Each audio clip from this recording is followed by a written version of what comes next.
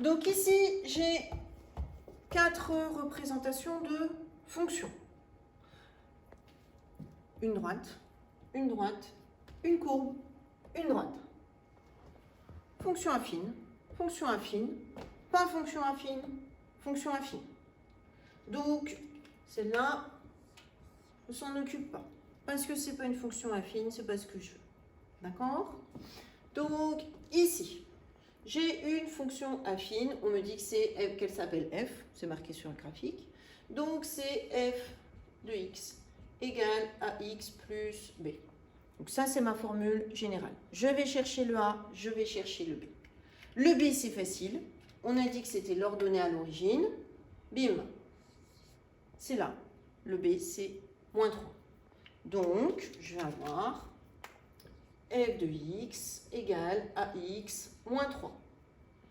A, c'est plus compliqué. A, c'est l'accroissement de ma fonction. Donc, ça veut dire que quand j'avance d'une unité, est-ce que je monte, est-ce que je descends? Et de combien de cases, combien d'unités je monte ou je descends? Ici, je monte. Donc, ça veut dire que mon A est positif parce que ma fonction est croissante. Le terme exact en mathématiques, c'est croissante. Comme vous, vous êtes en pleine croissance. Donc, je pars d'ici, de ce point-là, parce qu'on est sur un croisement, donc on est bien sur une valeur entière, c'est pratique.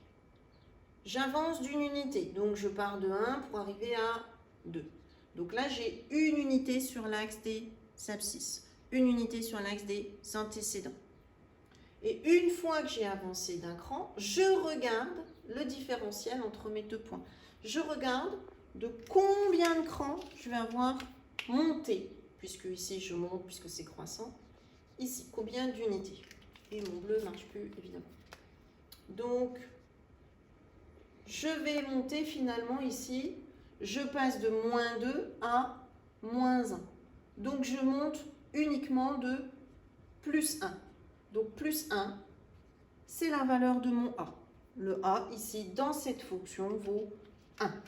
Ce qui me donne, au final, f de x égale x moins 3. Le deuxième, c'est un cas particulier. On étudiera le cas particulier plus tard. C'est un choix pédagogique de ma part, qui n'est pas celui du livre en général. Donc, déjà, ma droite ici passe par 0, 0.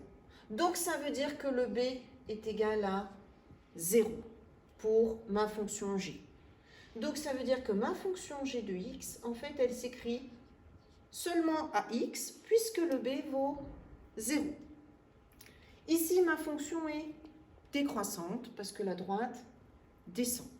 Donc, mon a sera négatif.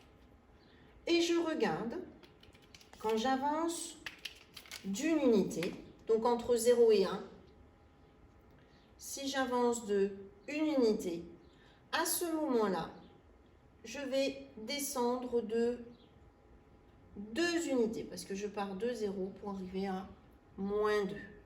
Donc, ma fonction g de x, c'est moins 2x. Ici, k de x. Ah ben, k de x, on est embêté. K de x, on est embêté parce qu'on n'a pas notre fonction qui est continue. Hein, comme c'est un exercice que j'ai. Donc, on peut prolonger, on a le droit. Hein. On va dire qu'on est à moins 5, ce qui va nous donner b égale moins 5. La droite monte, la fonction est croissante, le a sera positif. Donc, je vais avoir k de x égale à x moins 5. Et là, c'est un peu plus compliqué des fois à trouver, encore que. Ici, j'avance d'une unité. J'avance d'une unité entre 1 et 2 parce que ça marche bien. Je suis sur une intersection d'unités ici, une intersection de carreaux ici. Et ensuite, je vais monter de 3 carreaux. Donc, je fais plus 3 unités ici. Ce qui nous donne un A égale à plus 3.